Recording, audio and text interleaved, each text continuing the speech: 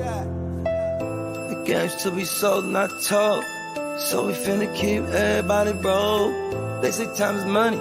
They say money talk. I ain't got no time to waste if you ain't got no time. Out and about, out chasing paper. The streets of my house and the house always wins like Vegas. Never down for the count. Second win, second nature. Found mine. Never had my hands out. Fuck favors.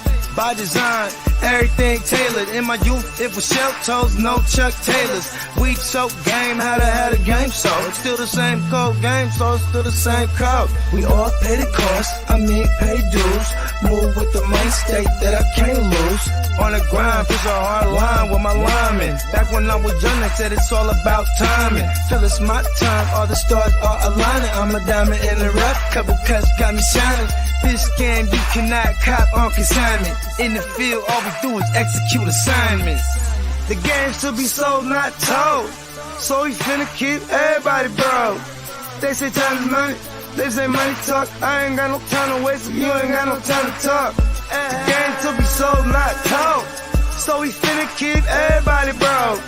They say time is money, they say money talk. I ain't got no time to waste if you ain't got no time to talk. First, we get into this paper. See, I want it all, plus a mule and 8 acres. A lot of alcohol, few dad bags of paper. Run this shit like a ship and I'm the sailor. Cold, kinda like it's fresh up out the freezer. Cold, if she ain't talking bread, I don't need her. Soon as I meet her, I'm a fucker, then I leave her. It's the old Mac needs, treat them all like bottom feeders. Break it down slow for them folks that don't know. I'm a seasoned vet, black belt out the dojo. With a wide range of weapons, so I'm out the holster.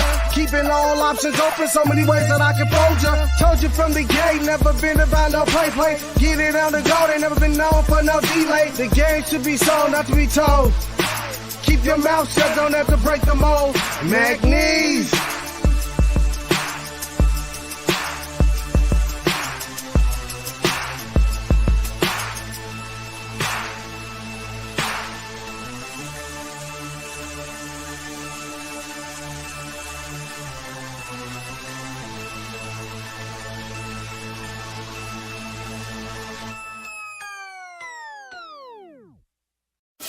Break the work down, it's fence the move. Push that work out, I distribute. Break the work down, it's fence the move. Push that work out, I just distribute. A young pack mover, shot to my consumer. Jumping out the foreign or I'm hopping out the Uber. Crew clocking chips opposite of you losers. Can't be broke as a joker, got no sense of humor. Just a young pack mover, shot to my consumer. Jumping out the foreign or I'm hopping out the Uber. Crew clocking chips opposite of you losers. Can't be broke as a joker, got no sense of humor. I'm a D-boy, need abusive as users. I'm a D-boy, need abusive as users. I'm a D-boy, need abusive as users. You know I'm a boy, get money's what I'm used to. Keep it straight from the gate, so I don't confuse ya. I'm a D-boy, need abusive as users. I'ma make noise, shout to my producer. I'm an entertainer, but I ain't here to amuse ya. Yeah, I fuck with shooters and they all fucking users. Come through, wake that ass up like a rooster, hella early in the morning. Early bird gets a worm. Finna get rich for 'em, food for the worms. Cutting cocaine, dropping whole things. It's a cold game, make you run your gold chain. Hungry, but I'm moving in a keto state. For sure, I beat the price on the keys in your state. Catch me running up a tire, fucking up a bag. Make me wonder how long will a good thing last. On my Curtis Mayfield, live a life I can't chill. Push a man, pushing packs, all I do is make squeal. Keep it 100, I'm just numb, yo, I can't feel none of these suckers when they say they real. Stacking Uber cash, I'm an out-of-state supply. Random Uber man here to get away drive. Just a young pack mover, shot to my consumer. Jumping out the foreign or I'm hopping out the Uber. Crew clocking chips opposite of you losers. Can't be broke as a joker, got no sense of humor. Just a young pack mover, shot to my consumer. Jumping out the... Of course, he got to start already. Get out of here with that. Welcome to the Dynasty Show. It's Tuesday night. You know, as always, we get started with answering questions, talking, chopping it up with y'all, smoking it up. So get your smoke on, spark up. I don't think I have a co-host today. It looks like it's just me tonight. Bro, would you put it down? Anyways, welcome to the show. Welcome Hammer, who's in love with Jordan Love, but everybody in the chat, appreciate y'all. Bakes a lot. Huss in the chat. Kev, what up, Kev? Time flew by this season, Stevie. Feels good to start getting inbox offers for that locked in 24-101. I've got in a league. Awesome. All right, Hammer, say what up so I can get to the rest of these. Hey, listen. All I'm saying is it's all love. Like no score in a tennis game. Let's go. Just kidding. Marty, what up, Marty? Kirk busting his balls on the field for our fantasy teams. Yeah, sucks for Kirk, but my boy Parker Washington was doing his thing. Mary, what's up, Mary? Yeah, Trevor, sucks for Trevor. That was a tough break. CJ Beathard to the rescue. That was a hell of a game last night. We shall see. Phil Burt, what is up? Crispy in the crib. What up, Crispy? Chandler, what's up, Chandler? Start Purdy or Josh Allen. Want to play Birdie, but can I bench Allen? I don't think I'm doing that. No, I mean, listen. No, I'm not doing that. Purdy's been good, but you're talking about a 70-point differential in points between Josh Allen and Brock Purdy. I mean, you're talking about literally almost 6 points per game difference. Yep. And it's the rushing upside that is the big difference. We're not doing that. And listen, Brock Purdy has entered the conversation where it's a legitimate question to have with certain guys. I think Josh Allen is one of the few guys that it's not a conversation, right? Even though the Bills haven't played well, Josh Allen is still a fantastic fantasy quarterback. He's still a really good quarterback regardless, but we're not having that conversation between Brock Purdy and Josh Allen. No, that's not a legit conversation. You gotta roll with Josh Allen here. I agree. I mean, I've got Josh Allen in a few leagues. Hold on, let me just go to one real quick because I think some of the games he's put up he's been awesome. And listen, they've been behind in a ton of these games, and they've been, in some shootouts, etc., where he's had to put the weight of the world on his shoulders and the weight 40-point games. Right. There's almost no way 40-point games. I mean, there's no way. The worst game he's had in this, at least in this one league that against I'm the Jets, no? Basically week 1 against the Jets was that he put up 16. And that was, I mean, I think this is 4-point passing touchdown, but yeah, he had a 11 in 6 point. Packers got the worst owners in the world. Hey, listen. We another one. And I'll be honest. I didn't go into that game with high expectations, but I've said this, and you guys know out there, I've been saying this. If they could figure out their first half offense, they're going to be fine. And man, has Jordan Love figured it out. He looks clean. He looks comfortable. He looks in command. And the thing I've noticed as well is a lot of the pre-snap reads, he's reading it very well, where he's getting out of the huddle and to the line of scrimmage with 15 seconds left on the play clock. So he can kind of see what the defense is doing, give it, a hard count or two, see where the blitz is coming from, slide his protections. Man, that was just an absolute masterclass against a really good defense. And he outplayed Patrick Mahomes. He outplayed Jared Goff for what it's worth. Jared Goff's been really good. He's outplayed Justin Herbert. So, Jordan Love's playing really well. The Packers are the 7th seed. They are in a playoff spot as we speak today. So I couldn't be more proud of the guys. They're playing really well with some key injuries, right? No Aaron Jones, no Jair Alexander. Christian Watson got hurt. in that game, so he blew a tire. But listen, I'm really proud of the guys. They could have mailed it in and they didn't. They played well, and Jordan Love's getting better before our very eyes. So Steve, I just want you to acknowledge that he's playing well and he's a Had QB1. one more good game, and see, Mary says here also could have picked up Love cheap. That's the thing about Dynasty is every single game, every week that goes by, things change and we have different opinions. He played great, absolutely. There's no Hold on. denying that he didn't play great. But now we can have 2 bad games, and then we're back to the same old Love that we were talking about weeks ago. Like I don't. Kevin says over here, they left Jordan Love for dead 3 weeks ago. He came back as soon as you got the good Wi-Fi. Hold on, but he's played, even though he didn't play well, even though they didn't win that Pittsburgh game, he played pretty well. You know what I mean? So, and listen, I've said this from the rip. He's not a young guy. He's just inexperienced, and that entire offense is inexperienced. So they needed time to grow.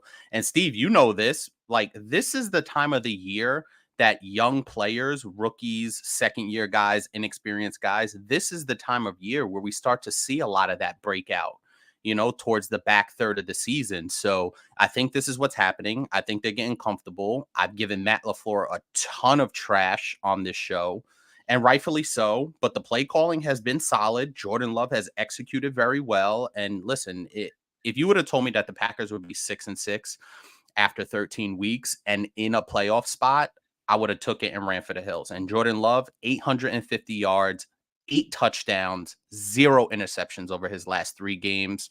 The dude's playing well. Oh, over the last 4 games, really. 2 Well, tutties, 4, 2 tutties, 3 tutties, 3 tutties. Yeah, he's been solid as of late.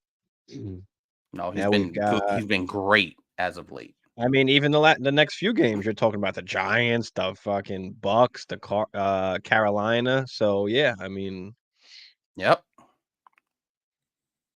yeah. Well, they're not gonna have a good enough pick to get a quarterback. Nor should they. Nor should they, but they could have if it was going worse, if it was going bad. But yeah, I mean, they gave him the extra year, so they obviously are committed to him for that next year because he's one of those quarterbacks that was like on the fence of that, you know, I agree. QB 15-ish. Like, okay, what is it? Like, I agree. can we lock him in for the future or not yet? And we know, especially in Dynasty, that doesn't happen until they actually get the contract. The So contract. you know, can you hop on early? Now he's costing too much now, right? I mean, there was a point in time where you could buy him earlier. I mean, now it's going to be rough, and he's got some good games that are coming up. So, I mean, going into the offseason, he could be one of those guys where people may start trying to take a little bit early, thinking that he's solidified, and he could be. So I'm in total agreement with everything that you said, and I agreed with you when we did the Jordan Love kind of piece on our show, where I said, listen, he's still in that 12 to 15 range to me. He has top 10 upside on a per week, and basically what I've seen over the last month on a per season basis, he can be a top 10 guy because he has some wheels, right? He has really good playmakers. Jaden Reed's awesome. Romeo Dubes is awesome. Christian Watson obviously started heating up before he blew a tire. We'll see what the severity of that injury is. AJ Dillon's kind of been okay enough to hold it down. The Packers actually just signed Kenyon Drake for whatever that's worth, to maybe give them some of that pass catching, you know, Aaron Jones pass catching role out of the backfield. And that's with their best tight end on IR, Luke Musgrave. So, you know, they've played well. He looks comfortable. I'm excited to see what the rest of this season holds. I do think they make the playoffs. They have a fairly soft schedule coming up. They got through the bulk of their schedule, the hard part of their schedule.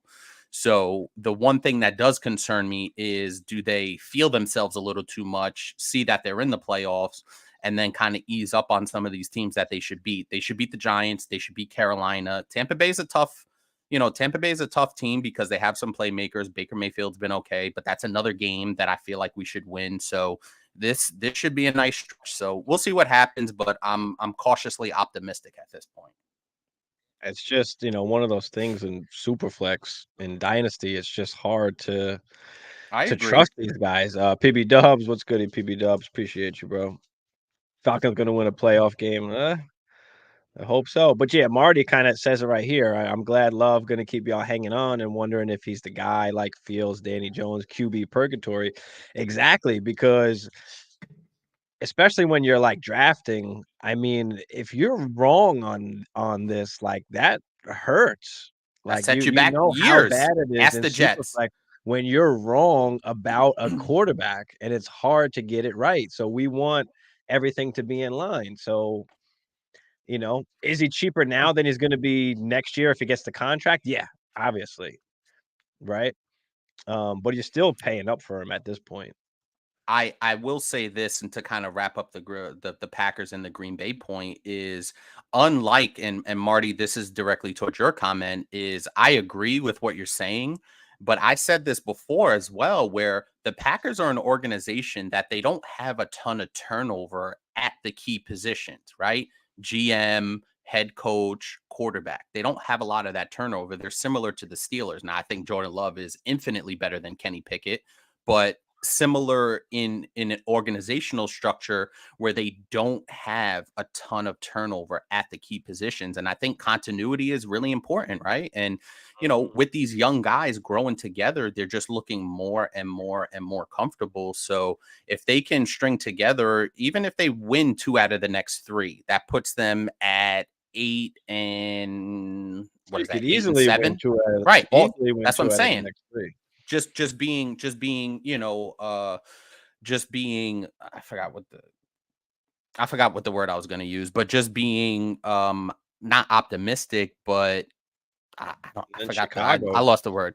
But yeah, so objective, that's the word I wanted to use. Just being an objective fan about it. Okay, we win 2 out of the next 3. We have the tiebreaker over Seattle, we have the tiebreaker over the Rams, we still have a game against the Vikings.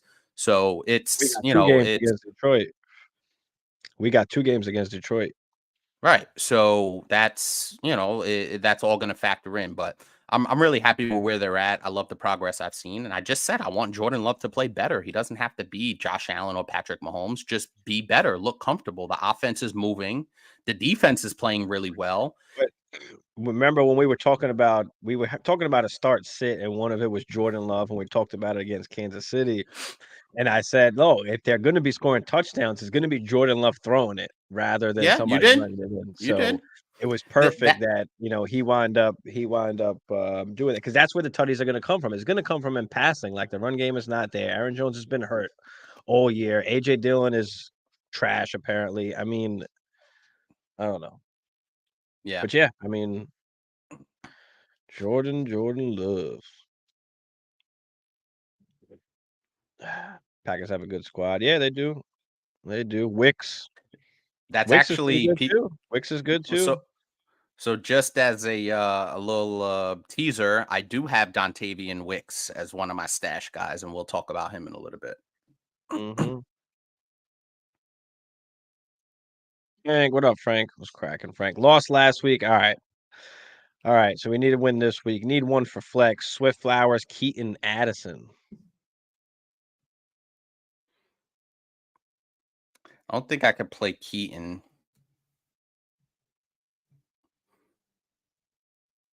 Look ahead to the matchups. I love me some Jordan Addison. Swift has got Dallas. Flowers has the Rams at home. Keaton Mitchell. Okay. I like that. Same thing. And then Addison taking on the Raiders. I think I like Jordan Addison here. Addison is taking on the Raiders. You could make the argument for Flowers. I think I like Addison. I think the bye week is going to do, some good for the Vikings. They really need to reset after some bad losses.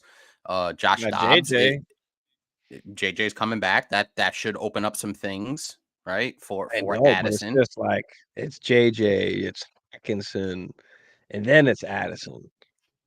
But so I guess that's my only worry. Like, I feel like Zay Flowers is going to be safe enough to get a bunch of targets and get the ball in his hands. And Vegas, I'm looking at Addison, my bad. And I don't know. It's tough. Well, Zay Flowers, I guess you could say. And no we've Andrews. seen. Yeah, I hear it for Flowers. I do, and I wouldn't be mad Kind at of Flowers. disappointed, to be fair, the last like bunch of weeks. He hasn't really done jack. But I've seen Jordan Addison play with Justin Jefferson and TJ Hawkinson, albeit with True. Kirk Cousins. I'm good with that, but I've seen Addison make plays with Hawkinson and Jefferson out there. I like Addison, but I can hear the argument for Flowers. Yeah, that's close. Guys, what do you think in the chat? Who we rolling with here? Swift, Flowers, Keaton, or Addison? Let's help out Frank here. I mean, it's so hard. I think The I'm still quarterback gonna roll. situation matters too, right? I think I'm Because still gonna roll Flowers, but are they is Dobbs going to be the starter? I know there was some rumblings that I mean that's true too. That's true too. We've got a Swift in here. We've got a Addison, Flowers, and Addison for Will, Flowers for Adam. Yeah, it's tough. yeah. There's Marty said arguments to be rumors made. leaning towards Dobbs, so I don't know. It could be Mullins too. I think for me, I'm gonna slightly lean Flowers, but I mean Addison is they're like the same. They're pretty much the same. I mean, Mary says Yeah. Swift. Okay, now Swift does have Dallas at Dallas.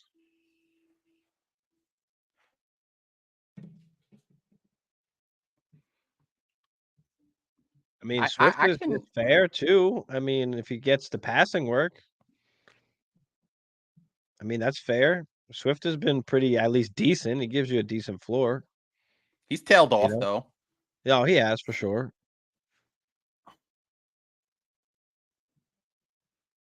Yeah, I'd go Addison, but I can understand Feel the it. Flowers argument for sure. Yeah, Green Bay should be having some games moving forward. Song, what up, Song? What's goody? Will said Aaron Rodgers and Jordan Love were both 5 and 6 as a starter. Yeah, I seen this stat. Both had the 21 I did tutties, see this as well. Yep. 21-59. Yep. Insane history repeating itself. I did see that stat and it's absolutely wild. And if you remember, I certainly do. Aaron Rodgers went 6-10 that first year. Didn't make the playoffs, right? I think he had close to 4,000 yards. He had 28 touchdowns, I believe, 10 interceptions, or 28 touchdowns, 13 interceptions, if I remember correctly, in that 2000 and I believe 8 season. And they knew he was the guy after a 6-10 season with, pretty solid stats. And you grow with those guys. There was a young Jordy Nelson at that time, young Randall Cobb. I believe they got Cobb a little bit later. I think he still had Greg Jennings on that team. So, it feels very similar to me, to be honest with you. But we'll see how it plays out. Yeah, it's nice until it doesn't. Until you draft a Ponder, Leaf, Manziel. Yeah, of course. Of course. Trey Lance. I mean, people got burned on Trey Lance a few years ago, like when he was drafted and when he was the actual starter. Man, that injury that he had, that's I believe it was the second game he played. That injury just it feels like that's it. I mean, luckily I only got burned on him I had 2 shares of him, but I got him for cheap, like really late in startup drafts. It wasn't like I didn't pay top dollar. I didn't pick him up in the beginning of the round, so it didn't really hurt me. And in one of the leagues, I wound up getting rid of him before they said Brock Purdy was the official starter. I traded him. I traded Trey Lance and George Pickens for Chris Olave in one dynasty league. That was when the Lance hype was kind of still up there, and they didn't know who the quarterback was going to be. They didn't know if Purdy was coming back in time because this was when he had this was when he had the surgery. In hindsight, it's 8-10, but let's say Purdy wasn't ready. That's and fair. Then Trey was wind up being the starter. Whatever, like there were multiple scenarios, and it wound up working out. But and I figured I needed 3 QBs eventually. Luckily, it was somewhat right. I got Kyler, Stafford, and Fields. All right. If Vikings move of Cousins, I fear Addison value drops for sure. It's for sure going to drop. So I wind up selling him in one league. I wound up getting Jalen Waddle. I mean, that fucking hasn't helped much. It hasn't helped much though. It's not like Waddle's doing shit. It will.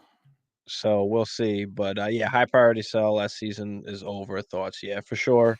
I would definitely be looking to move on because, guys, we don't have to play the players. Like we're playing the market, right? Play the market. Like where is the league at? Where do people value? People love Jordan Addison. Can you come off of him right now to tier up or tier down? Right? Just like all offseason when, we're saying sell George Pickens or sell Christian Watson, just use them to cheer up. Not necessarily that we don't like the player, but why still make the bet on that player if you can go out and get the guy or, a top tier guy, a hammer, so to speak. If you can do that, why not use the advantage of the value and just do it? I mean, we talked about it, I think last week it was, right? I mean, Chris Olave, right? Garrett Wilson, they haven't lived up to what Waddle, we you could throw in projected them there. as, how we valued them as the season was earlier, right? In the beginning of the season, before the season started. Now their values have dropped some, right? Compared to And what it and was earlier. And and you just could have really used that quick, time you could have used that time to try and go get QBs, right? Because it's your one-time chance that Garrett Wilson is as valuable as one of those top quarterbacks, a way for you to get one of those top quarterbacks. So my and bad, go ahead. just really quick to take it from the other side of the spectrum is when a guy like Christian Watson has that breakout game, right? He hasn't really had a ton of value for most of the season. You look at it from the flip side of the coin is if you did decide to hold, you have those breakout games. Now it was pretty bad that he was continuing the breakout and then he got hurt, so that kind of puts a little bit of takes a little steam out of it. But guys like that. Now, Chris Olave, I don't think I'm selling. I wouldn't be as much on the selling end of Chris Olave as I would a guy like Christian Watson, just because I think Chris Olave's staying power is a lot better than a guy like Christian Watson, especially now with the injury history with Watson. He'll play a couple of good games and then it feels like he gets hurt every time he plays. So that's where I'm at with that. But like if you do have those guys that you're on the fence about, and they do have a breakout game or two, that is the time to cash in to say, hey, his value, is peaking at the right time. Jordan Love playing well, maybe I can, turn Christian Watson into another young receiver plus or something like that, right? Or you can attach him to something to tier up, as you always say. And, play the market at the right time, right? The players, it's not always about the players all the time, right? It's just about the value. What can you get from them? What does your league feel about this player compared to that player, right? That's what we're always trying to do. And, now we're going to be going into the off season, right? When we're going into the off season now, the picks are a lot more valuable, right? It's harder to get some of those picks now. Now people are starting to try and pay up because now you can start to see, okay, who's the 101, 102, 103, Mm-hmm. so a lot of things now are coming to light. Kevin said people are all over, the 101 as they should be. Yep. Adam, what's up, Adam? Out of these pick Guys. two to stash. Pick two to stash on a rebuilding dynasty team. Full PPR, tight end premium 1.5. Okay. Parham, Tremble, Pierce, Hutchinson. Well, I Adam, how many starters is it? Let me know how many starters it is. Like on offense, how many starters do you got to play? I want to know that real quick. But go ahead, Hammer. just looking off the bat, one of these guys stands out to me, and it's Alec Pierce. Now, I thought Alec Pierce was really good coming in as a rookie and they did get Anthony Richardson. Obviously, the emergence of Josh Downs has kind of hampered Alec Pierce's, come up development, et cetera, et cetera. But I do think Alec Pierce can still be valuable, when Anthony Richardson gets back out there, gets in, full force. Hopefully he stays relatively injury free. But I do like Alec Pierce. He did have a bust out game this past week. It seemed more like a mirage than anything else, but I do like Alec Pierce. That's one of the names that I like here. So it's a start 9. And is this one QB or super flex? Not that it necessary. Yeah, is it one QB or super flex with the 9 starters, Adam?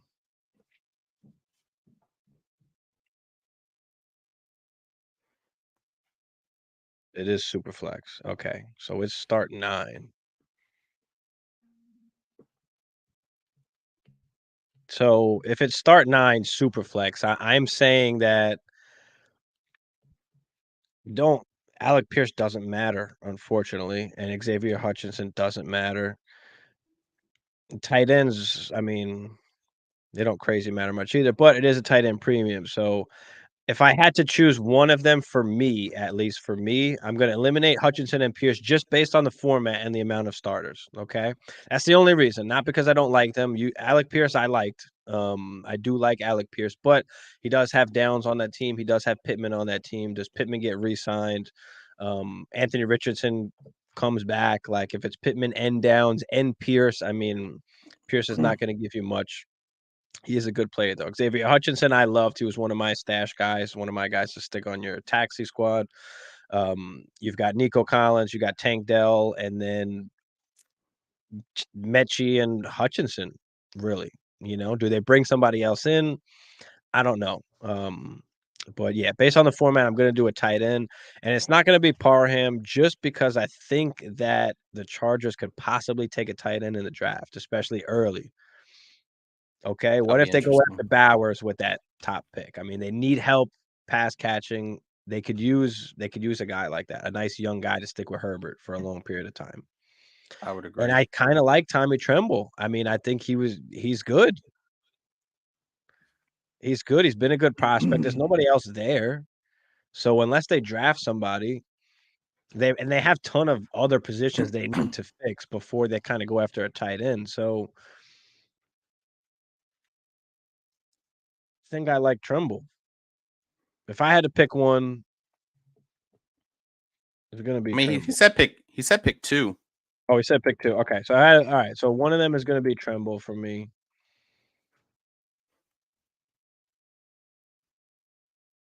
Because he's going to be there at least one more year.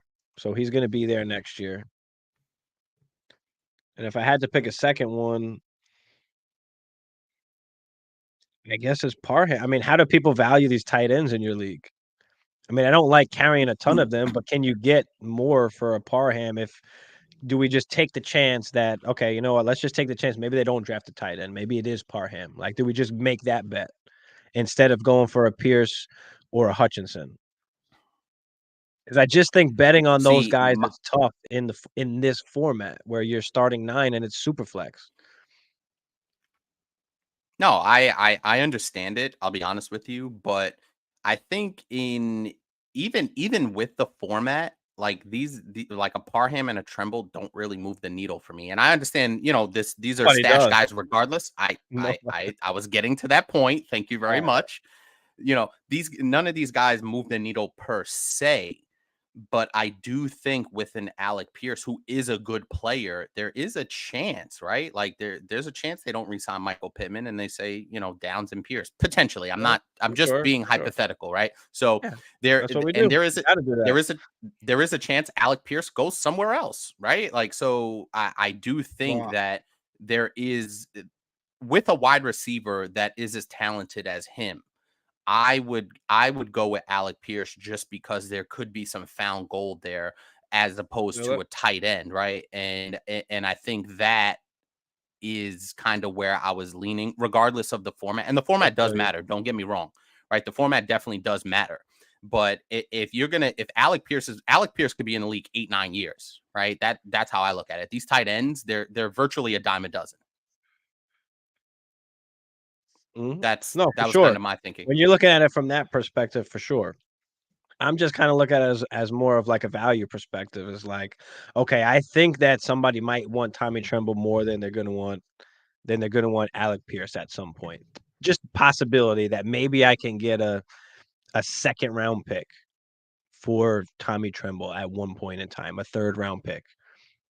Like none of these guys are gonna matter as much. So it is a tough situation. We're just trying to stash them. So for me, I'm just going with the value. And the league more than we do. I'm just gonna guess that because it's tight end premium, people are gonna value the tight ends more than they should be valued. So that's why I'm just gonna roll with the 2 tight ends, just because of possible situations that can happen. That I think those are guys' value can be more than what Pierce and Hutchinson can in a shorter period of time. That's all. If you want to play the long game, like, yeah, maybe it's Alec Pierce at that point. But I feel like you could just buy back into that. You know what I mean? Yeah, no, I definitely agree. I just think that and wide receivers, I mean, the shelf life is really long. So I'd go with the wide receivers. And listen, we don't know how long Hutchinson's going to be on the Texans, but injuries happen all the time. You know what I mean? So, and we've seen guys that come out of nowhere and make a splash, and then you could trade them. So I'd go with the wide receivers just for some staying power. And listen, maybe Hutchinson busts out like Nico Collins is busting out this year. You know what I mean? So I like the wide receivers as far as stash goes. I feel like I could pick up a Tucker Kraft and he'll be just as valuable, or some of these guys, and he'll be just as valuable as a Parham or a Tremble. You could say you could say Hutchinson too, just to say, hey, I just want a chance at somebody in that Texans offense. Yeah, that's So yeah, I mean, go with who you think is best, but my thinking is just pure value-wise strategy. How can I extract the most value out of whatever guy it is? So, but yeah, I feel you. All right, where were we at?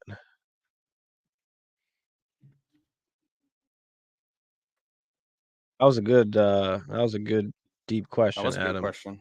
All right, song. Sam Howell on bye. Who should I pick up on waiver? Gino, who just killed it. Browning, who killed it, or who killed it, or Stafford, who also killed it. Stafford, who won me some Mountain Dew. Stafford, who won me some Mountain Dew. Let's go with Stafford, baby.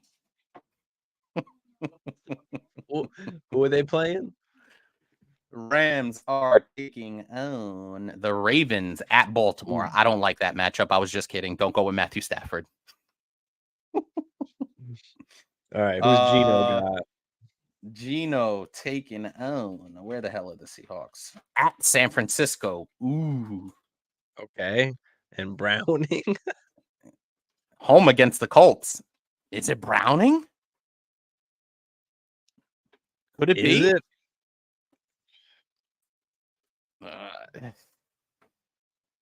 Damn, Song, you're really putting us behind the 8 ball, because listen, we think Gino did play well, and he played well against a good Dallas defense, or at least what we thought was a good Dallas defense, right? That might be able to turn him over a little bit, and he played exceptionally well.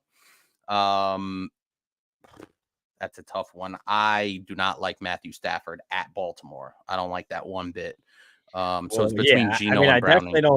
I definitely don't like the Gino at the 49ers. They're coming off a hot win. I mean, they're hyped. I don't know. All three of these guys played well, and all three of them have, Stafford and Gino, the kind of known commodities, have really tough matchups on the road. And Jake Browning is the unknown, who played really well, who doesn't have as tough a matchup, but the Indianapolis Colts are playing well. Now, that defense isn't great. I think I might lean Jake Browning here. Call me crazy. I mean, you could make the argument, yeah, Stafford's going to have to throw it. I mean, you could say that for Gino too, but the 49ers run the ball a lot. They'll waste the clock, so you won't get a ton of opportunities. So, yeah, I think it's either between Stafford or Browning, and holy shit, can we say Browning? At one point he was like 17 of 19 in that game. He was fucking but hold on. That's a little skewed, because at one point Jamar Chase had 6 targets, 6 receptions for like 7 yards. It was 28. Yeah, 6 out of 6 for 28 yards. So that stat's a little skewed. But listen, he found it, and Jake Browning had a fucking whale of a game. He played well. I think we're just gonna roll with Browning. I can't believe I'm saying this. Oh, there's Bogey over here. Bogey said Browning. Yeah, that's good, Bogey. All right, yeah, let's go with Browning, man. Heard Mullen might start. Yeah, we'll see what happens there. I think I still want to see Dobbs, honestly. Filbert, JJ going to take time to gel and still command a double opening up Addy where the chemistry has built. Yeah, that was towards that other question. Yeah, I feel that. That was my thinking. Mm-hmm. Stafford is more of a consistent factor compared to matchups or feeling it out. Go with your heart. Yeah. Prayers to Dell. Yeah, shout out to Dell, man. Damn. Horrible, but Nico's going to break rest of season. Is Noah relevant? Yeah, Noah's relevant. Yeah. We saw what he can do. We've seen it. it We've was seen just a it. Nico game. I mean, they were hot. I mean, you know, Noah was on the field for, I believe, like 80% of the snaps. So he was out He there running plays. around. He It just plays. everything was Nico was the guy. I mean, so I don't know how consistent it's going to be with Noah, but we saw how he can have big games. I mean, so Also, we'll see how it goes. But Also, to Mary's point, factor in that Dalton Schultz is on the IR as well. So that's true too.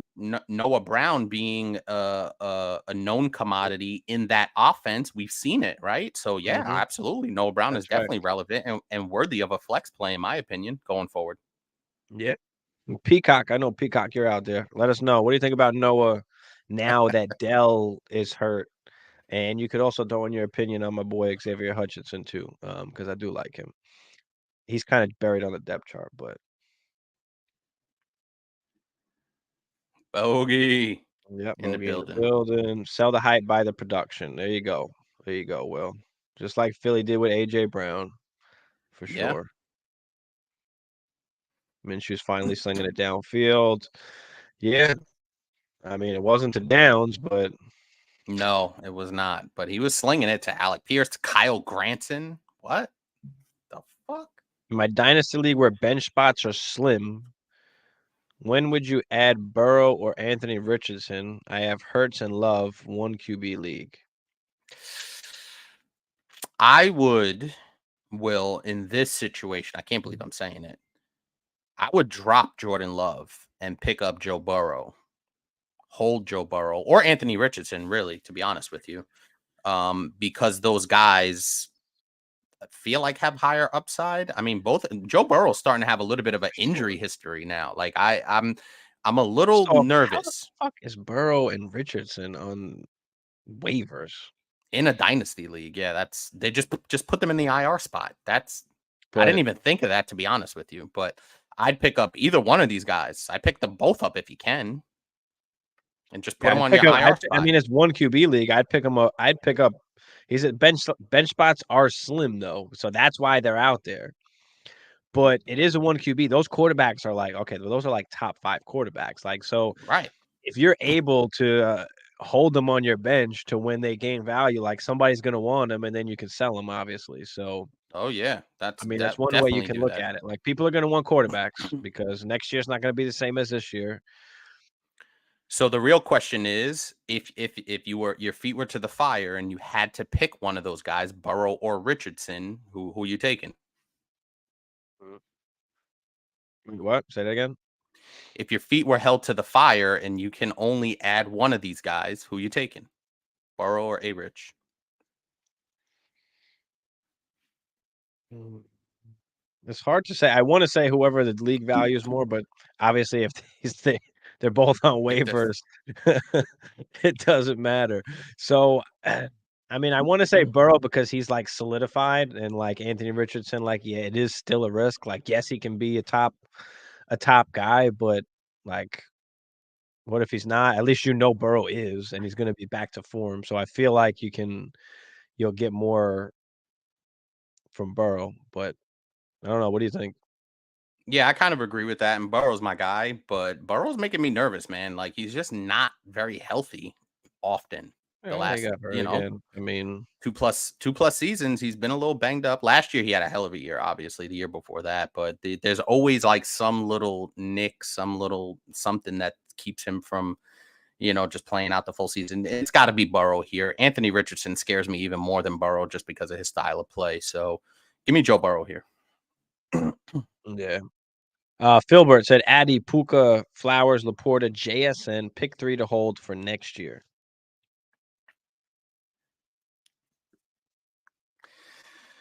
Laporta is one.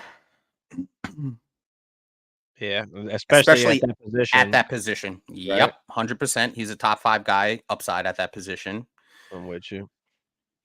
Addison makes me nervous, and I think Will brought this up earlier with the Mhm. quarterback situation being in flux. So for that reason, I'm going to downgrade Addison a little bit. I'm going to downgrade Puka as well because I'm not sure how long Matthew Stafford's going to be around. So from that standpoint, now I know Lamar's going to be around for a while. So give me Zay Flowers as my second pick. And give me JSN as well, because, you know, we're starting to see him take over Tyler Lockett. So give me JSN, give me Laporta, give me Zay Flowers.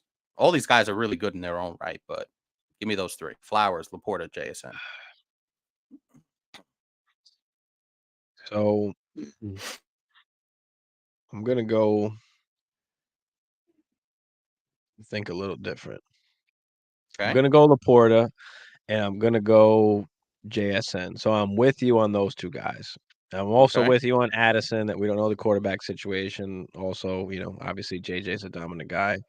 And it could be Kirk next year. Kirk could be back next year, Yeah, theoretically. right? Obviously, you know, that's a He risk. wants to be there. Puka, like you said, I mean, we don't know what's happening with Stafford, but he does have the contract. And then you got Zay Flowers, who, you know, is still behind Andrews. Obviously, Andrews will be back next year.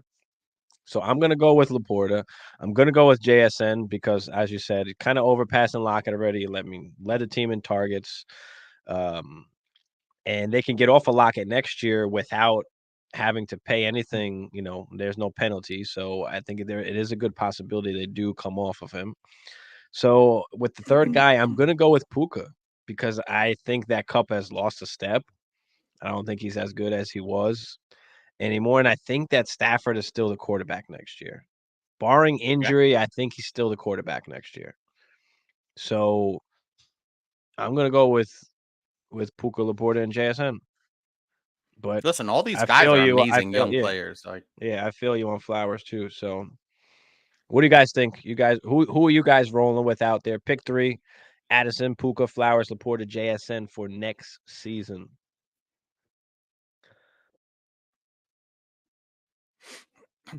Future wise, yep. A-Rich is a walking fantasy gold mine for sure. Burrow will avenge. Exactly. Hurts us a new. Yeah. You can't go wrong with either of them. So just pick which one. Bino did well versus Dallas, but San Fran is top in the league. Yeah. yeah. And San Francisco's playing out for blood now. Zach Taylor still a great pay caller. We saw that on Monday night. Manufacture a bunch of yards after the catch. Yeah. Yeah. Oh, here's Peacock with it. Here we go. Noah had same number of routes as Nico Collins, one of the tops in the league versus man coverage. Yeah, for sure. Noah finds the space versus zone a ton, and schedule for playoffs looks nice for the Texans wide receivers. There we go. All right. Yeah. And listen, we've seen Noah Brown play well. No So IR that spots. ooh. What kind of league is that? No IR spots. Damn. That's hard. Avish needs to prove. Yeah, that's. Here we go. Xavier Hutchinson will see an uptick with Tank out. So will Mechie. Yeah. More plays like Tank did. Yeah, because he could line up all over Hutchinson. That's why I like him. Yep.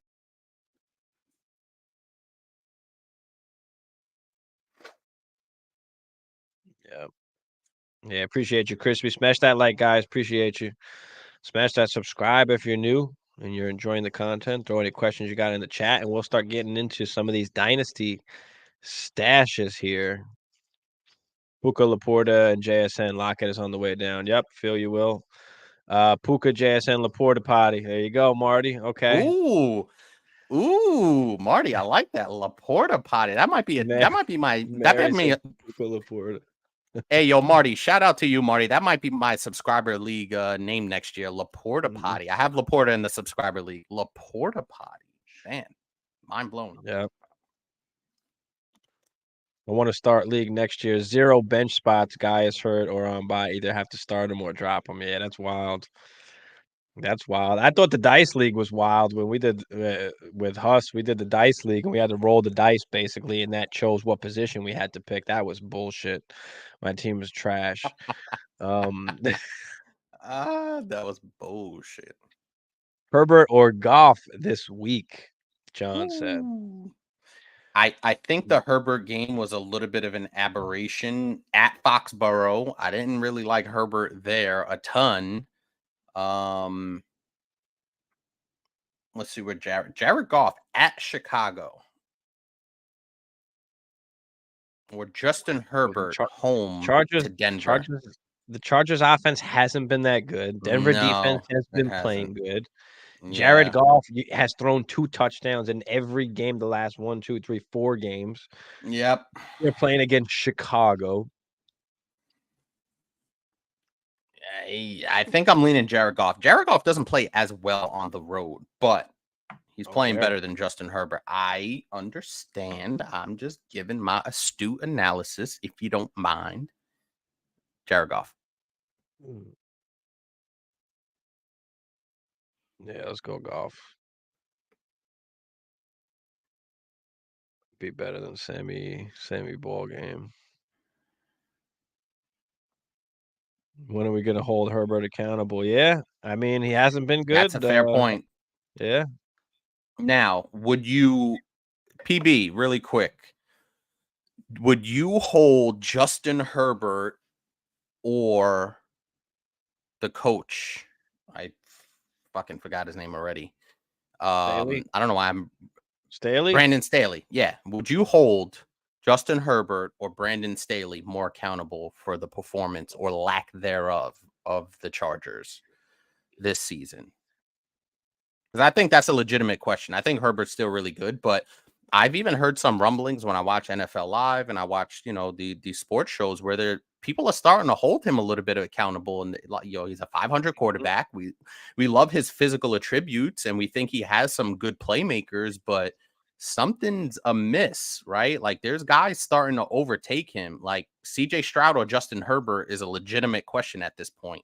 And the arrow's leaning CJ Stroud. So yeah. I feel you on that, PB. 70-30 Staley, PB Dub says.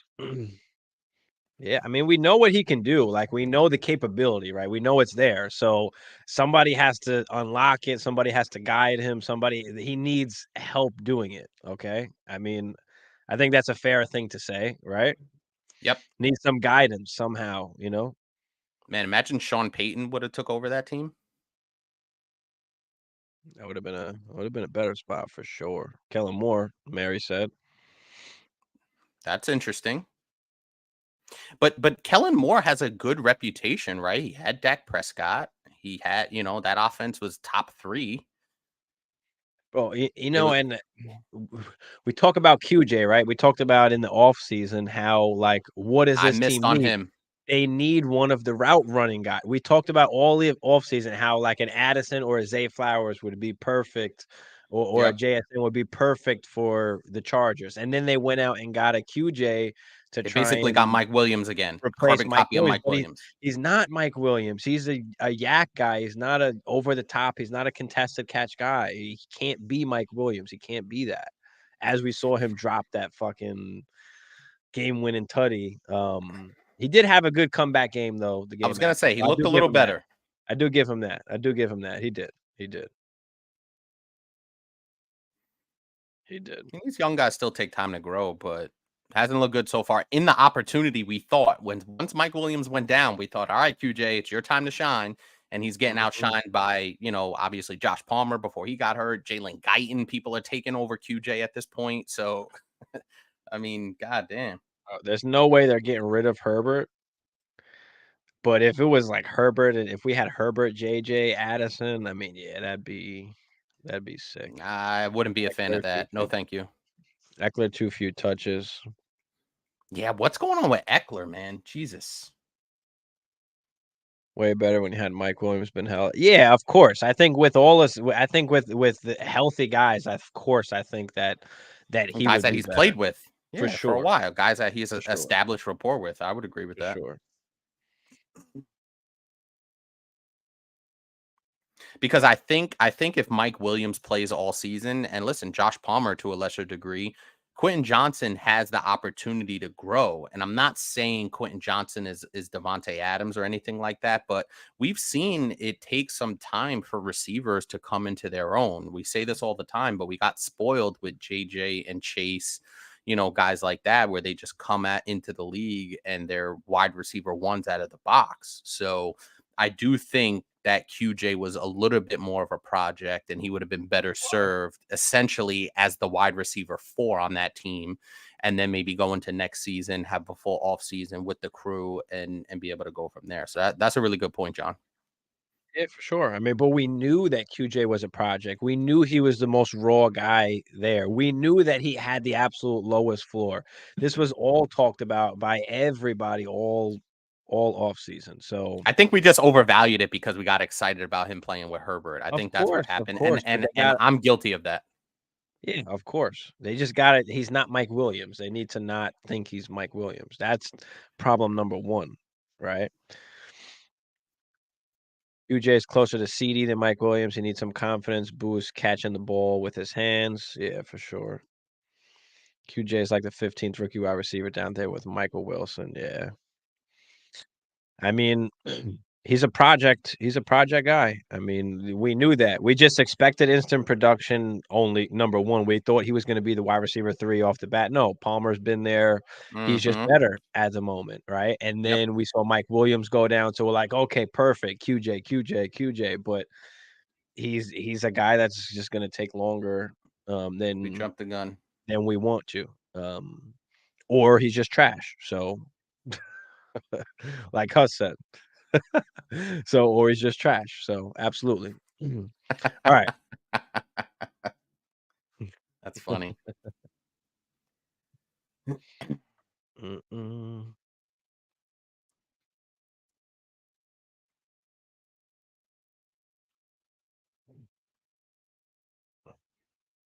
Overlay. Boom. All right.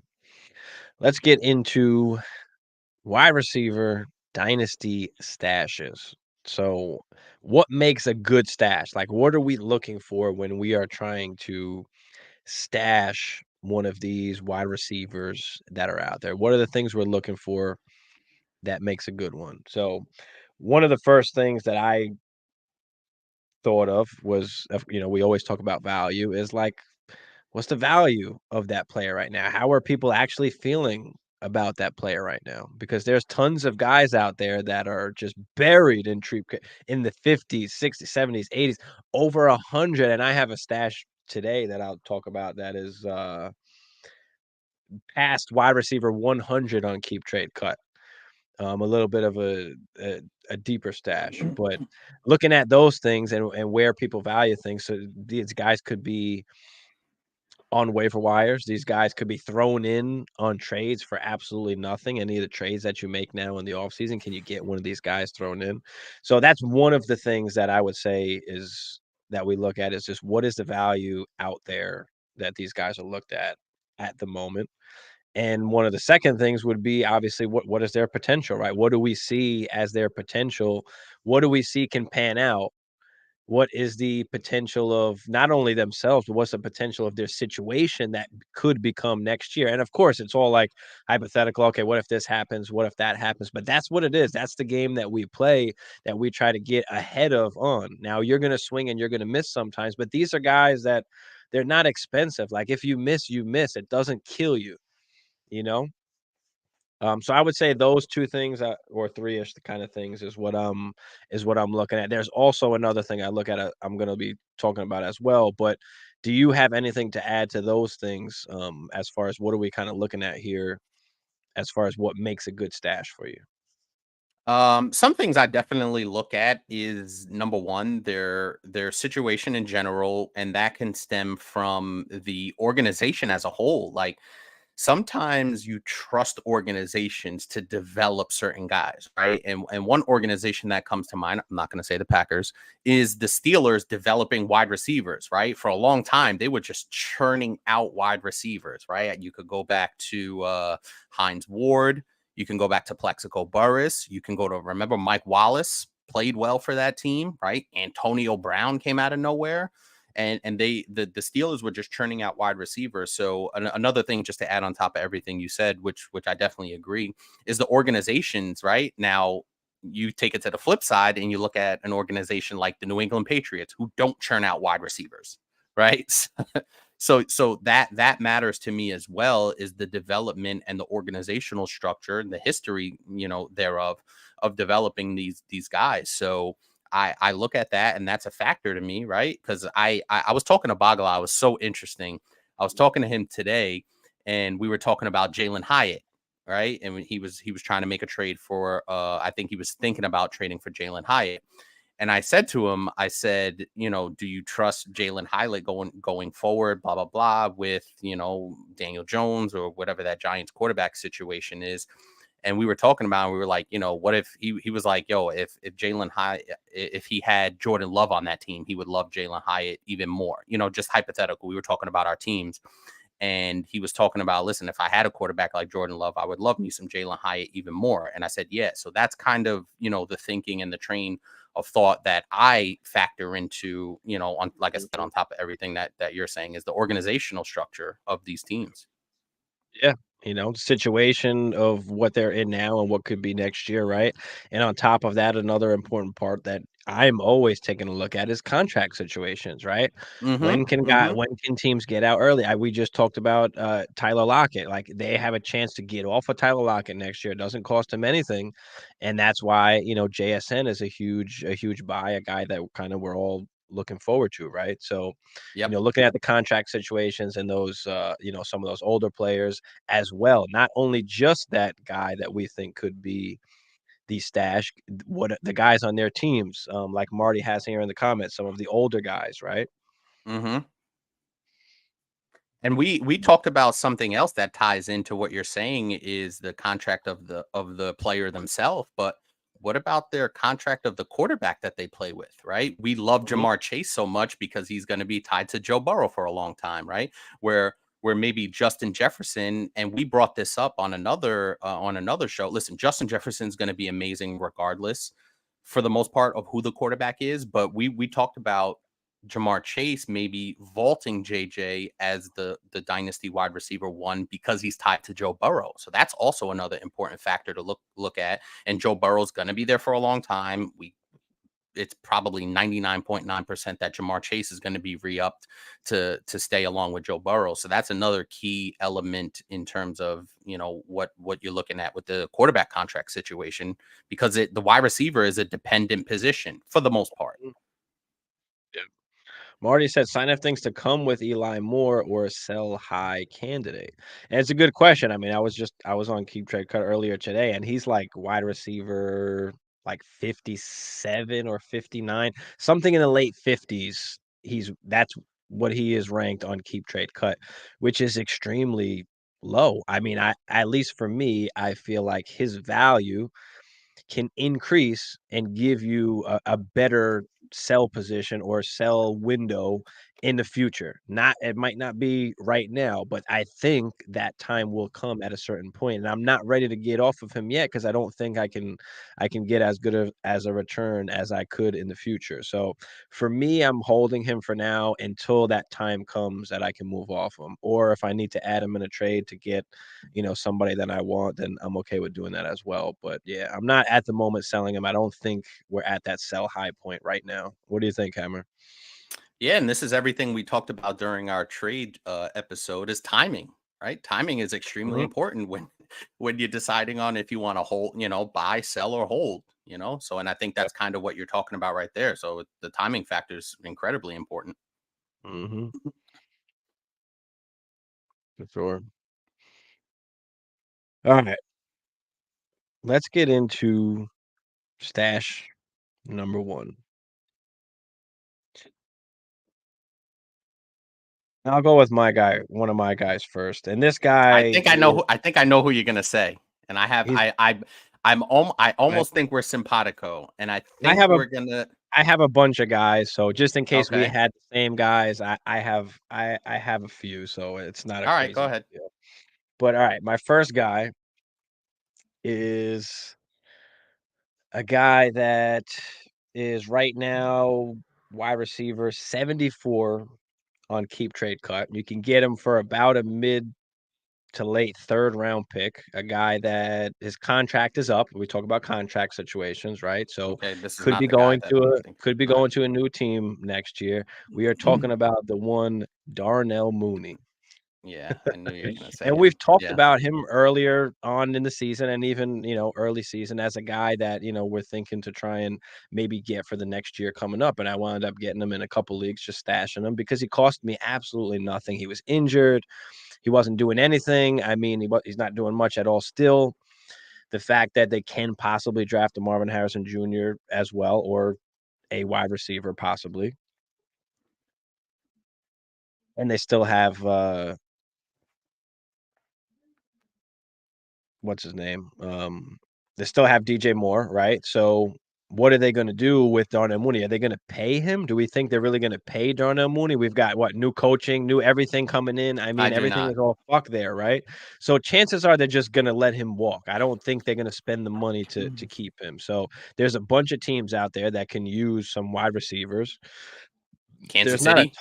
There's not a ton of great free agent wide receivers that will be hitting the market. There's a couple, but there's not an extensional amount. So Mooney could be a hot commodity that could go, who knows, to maybe a Chiefs, to maybe a Bills, to any kind of offense that can use a wide receiver two-ish on their team. So for me, I really like Darnell Mooney. Like I said, you could get him for cheap, probably like a mid-third round pick potentially, or a throw in a trade somewhere. So for me, it's Darnell Mooney. But yeah, what are your thoughts on Darnell Mooney and trying to stash him? And I've got some way better stashes as well, but this is a guy that I feel like could get into one of those good offenses. I do like Darnell Mooney. And if you remember, I believe it was 2 years ago where we expected Darnell Mooney to play well. He actually played pretty well. I believe it was 2 years ago. And then we expected him to have that breakout season last year, and it was just a train wreck from a production standpoint, right? Justin Fields was running all over the place. The Bears were not very good. So I think Darnell Mooney, the key here, and you talk about it all the time, is the value, right? What do you have to give up for this guy? If you have to give up a third round pick, that's high reward for very low risk potentially, right? And if Mooney, and PB said it, and I said it as well, if Mooney goes to KC, Buffalo is very interesting as well. That would just vault. Then you're probably looking at second round value if he goes to that one of those teams, right? You're looking at second round, rookie pick value. So yeah, I think Darnell Mooney is really talented. I think he just found himself in a really bad situation. And with DJ Moore coming in, obviously DJ Moore is a better receiver than Darnell Mooney. I don't think anybody would question that. And Cole Kmet has emerged as another favorite target of Justin Fields, taking away some targets from Darnell Mooney. So I think Darnell Mooney just found himself in a bad situation and better players ahead of him. For sure. PB Dubs, Isaac, what up, Isaac? PB Dubs said Bears, considering they whiffed on Claypool, should offer Mooney some sort of deal.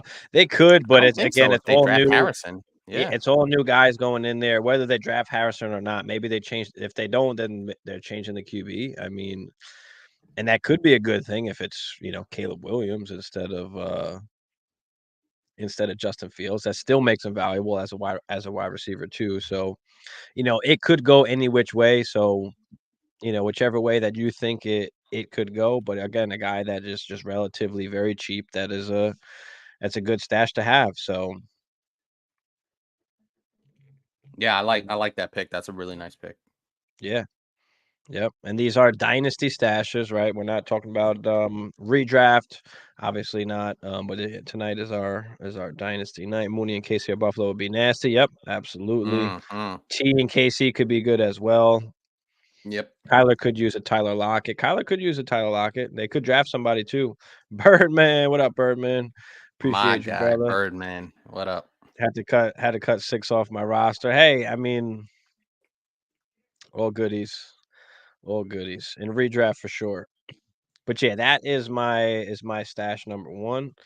And Hammer, who would be your stash here? You definitely have this guy on. Your list. I know for a fact. And I thought you were going to mention him, but when you said the contract was up, I knew it wasn't him. Your boy. Yeah. Go ahead. From the Jacksonville Jaguars. Paquette, Washington. Now, he did have a good game. That doesn't mean you pick him up and you put him in your lineups. No, that's not what I'm saying to do. But Christian Kirk, right? A little bit of an injury history. Christian Kirk's not that old, but Christian Kirk has a little bit of an injury history. Calvin Ridley is a little bit older. I do want to see how he develops over the course of the rest of this season, maybe with some opportunities, right? Christian Kirk just got banged up. I think he has an abdominal injury. And Parker Washington kind of came out of nowhere, and he seemed like he had a nice little rapport with Trevor Lawrence. Now, obviously, with the Trevor Lawrence injury, that kind of hurts, but I do think that makes him even more valuable because the price tag won't be as high on him.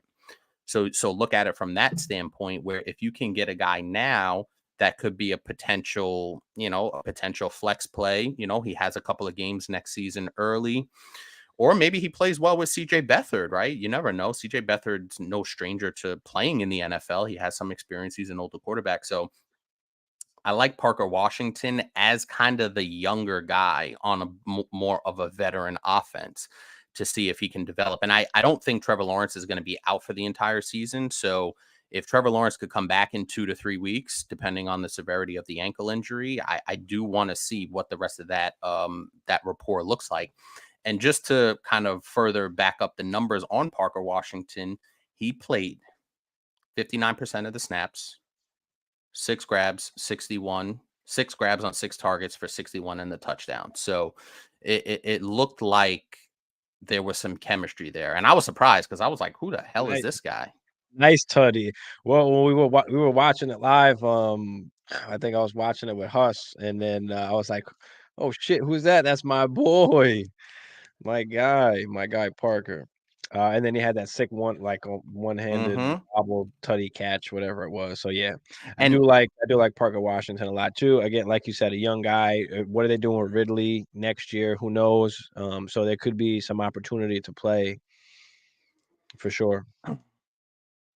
The only problem now is he's going to be the hottest waiver wire pickup, number one, and otherwise he's on somebody's taxi squad. Yeah, but he could be available in some sure, some shallower leagues, maybe. So yeah, so I did like what I seen there, and like I said, with the Trevor Lawrence injury, maybe some people drop him. You never know. Sure. Birdman said, no, redraft his current roster, his NFL Players League. Trip for 2 for the Super Bowl on the line for the winner. Oh shit! So what place are you in? Are you are you in the playoffs at least? You making the playoffs? That's sick. I would hope so. Yeah, that's awesome. Good luck, brother. Hopefully you get it. All right, stash number 3. My next guy, and I could go with either a few guys here. And I'm gonna go with this guy first because this guy right now, wide receiver 79 on Keep Trade Cut. And I'm gonna go with this guy first because he might get some work the next few weeks, or at least he could be a name that starts coming about. Is gonna be from the New Orleans Saints, A.T. Perry. Shaheed obviously is a little bit banged up. Michael Thomas, I mean, and of course, when we're talking about next year, we don't know what's happening with next year either. Hopefully, we get Jameis this game. We talked about this last show. I want Jameis. Fuck Derek Carr. Or going forward, but A.T. Perry, I mean, a big dude, and he's a guy that can get some work. I mean, you've got Olave, who's a little bit better route runner, obviously, but A.T. Perry can kind of stretch that field, can be a red zone guy. So I do like A.T. Perry as a guy who can gain some value, right? And when we're talking about wide receiver stashes, we're also talking about guys that can gain value, whether they turn into something or not. Guys that can just net you a positive gain. Anything that can net you a positive gain is good. Whether it's you spend a fourth and you wind up selling them for a second, or whatever the case is, as long as it's a plus, like that's what we're looking for. So A.T. Perry, a guy that in these next few weeks could be somebody that we're talking about. So yeah, I do like him for the rest of this season and then coming up next season as a guy that's coming back. Him, Olave, Shaheed. Shaheed is more of a guy that try to get the ball in his hands, a little bit of that trickster, try and throw a bomb, sneak behind the defense kind of guy. But I do like A.T. Perry. So yeah, what do you A.T. think Perry's about really Perry? he's really interesting. And I think to bolster your point in terms of value, he didn't have a great game when maybe we thought he would. So he might still be left out on waivers. He still might be available. So, as opposed to my guy Parker Washington, who had a good game, is going to be a hot pickup from your perspective, and everybody out there. A.T. Perry didn't have a great game, so he might still be out there in a significant amount of leagues where he's not going to be as hard to grab up, or you might not have to blow as much fab, on an A.T. Perry as you would a Parker Washington. So I think that just further, kind of bolsters your point. Yeah, for sure. For sure. Birdman said he got to win out. 2 games left. That's just to make the playoffs. LS3 top guys off the rip. Dell, Stevenson, Hollywood. I was cooked. Oh, shit. Lost this last week, so now do or die. Damn. I remember Birdman was he was on the Ramondre, and Birdman, actually, funny enough, when I saw Ramondre get hurt, I thought about you because I remembered you were on the Ramondre tip when we had some of the questions involving Ramondre. So I definitely thought about you when Ramondre went down.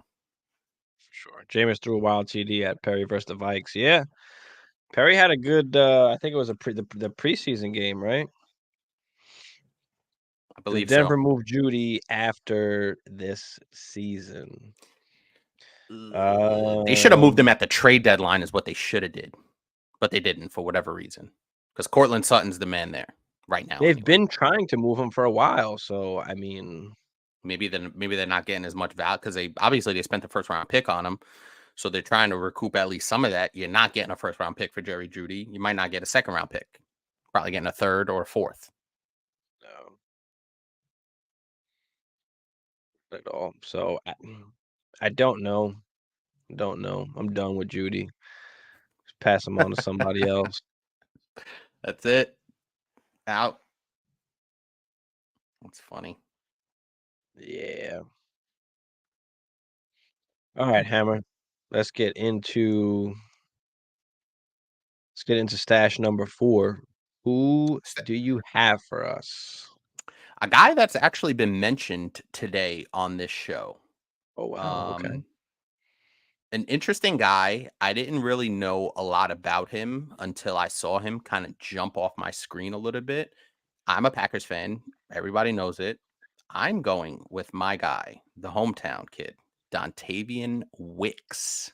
And the reason why I say that is not so much because he plays for the Packers, but because of all the things that we talked about before we started this segment was the organization, right? The Packers produce good wide receivers, and especially wide receivers that are not drafted in the first round because we don't take any. And Christian Watson can't stay on the field. It's that simple. So there's going to be opportunities, obviously, outside of Dobbs and outside of Jaden Reed. There's going to be some opportunities for other guys to get into the mix. And Jordan Love has been finding Dontavian Wicks on key third down plays. It seems like he trusts him in critical situations. I'm not saying Dontavian Wicks is going to be fantasy relevant just yet, but I do think there could be an opportunity with the injuries to Christian Watson all the time for Dontavian Wicks to make an impact on that team. And if he slots in as the wide receiver 3 on a really improving offense, I like some of that. So, yep.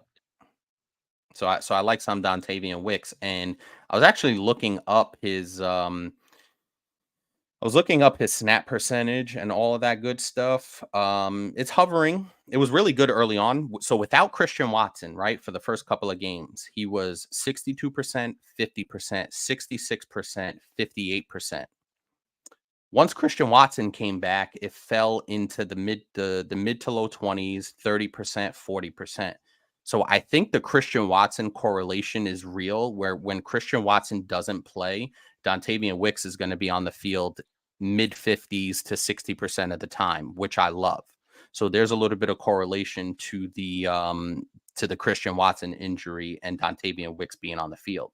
And what's even more interesting is even though Dontavian Wicks wasn't on the field as much with Christian Watson back, he's actually produced a lot better. Like his yards per catch are 17, 7, 12 and a half, 12 and a half, 18, and nearly 11. So when he's making catches, he's making impact catches, and I like that a lot. I like Wicks. I think it could be good.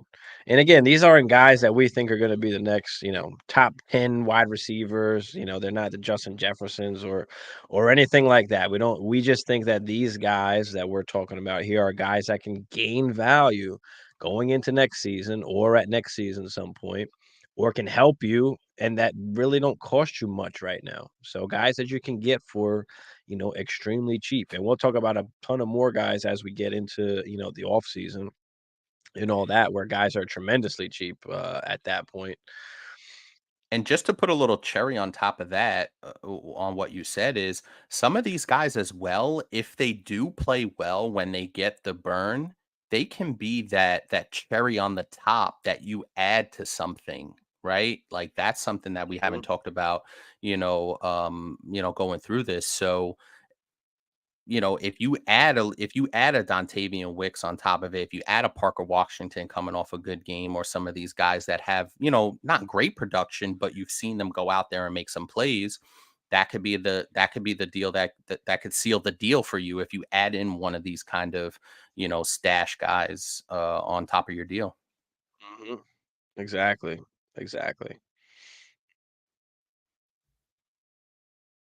Some bonus stashes. I've got just a couple of couple, those. and yeah, and usually I put out like a bigger video. Oh, last year at least I put out a bigger video after the season, and we'll probably do that as well. But we'll give you guys a sneak peek live view. Diaz, what up, Diaz? YouTube is bugging. I got that hammer internet over here. I guess you got that hammer internet, bro. Or man, it's funny you brought up. Diaz, Diaz, I appreciate you, but you really coming with the smoke tonight. Never a dull moment when Diaz is on the show. Right. Inbox offer rebuilder sending DK. I'd be sending Jaden Reed and Myers. 12-team Superflex start 10.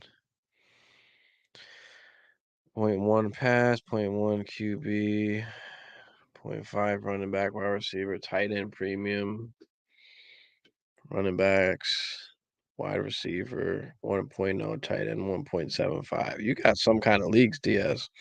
Yeah, I was just gonna say that. It's always All something right. with the league that he's in. So he's getting DK, or he's sending DK? Sending, it says. He's rebuilding. He's sending DK. He's getting Reed and Myers. 12-team Superflex start 10. Yeah, I'm good with that. I like splitting up DK into two solid assets with the tight end premium. Yeah. Yeah, I'm okay with doing that. I mean, it's